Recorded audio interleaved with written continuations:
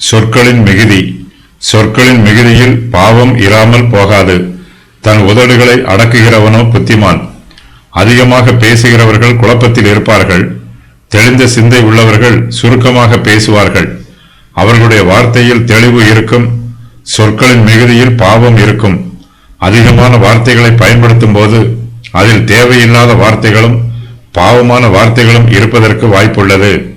நாம் கேட்பதற்கு தீவிரமாயும் பேசுவதற்கு தாமதமாயும் இருக்க வேண்டும். நாம் தப்பிதமாக பேசினால் கர்த்தருடைய சமூகத்தில் அதற்காக மன்னிப்பு கேட்க வேண்டும்.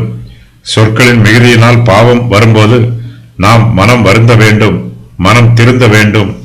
நம்முடைய நாவுக்கு கடிவாளம் போட வேண்டும். நம்மை ஆளுகை செய்கிற கர்த்தர் நம்முடைய நாவையும் ஆட்கொள்ள வேண்டும் என்று ஜெபம் பண்ண வேண்டும். புத்திமான் தன் உதடுகளை அடக்குகிறான், சுருக்கமாக பேசுகிறான், தேவையான வார்த்தைகளை மாத்திரம் யோசித்து பேசுகிறான். இவன் சுருக்கமாக பேசினாலும் ஞானமுள்ள வார்த்தைகளை பேசுகிறான். சொற்களின் மிகுதியால் பாவம் செய்தவர்கள். யோபுவின் சிநேகிதர், இளவயதுள்ள விதவை.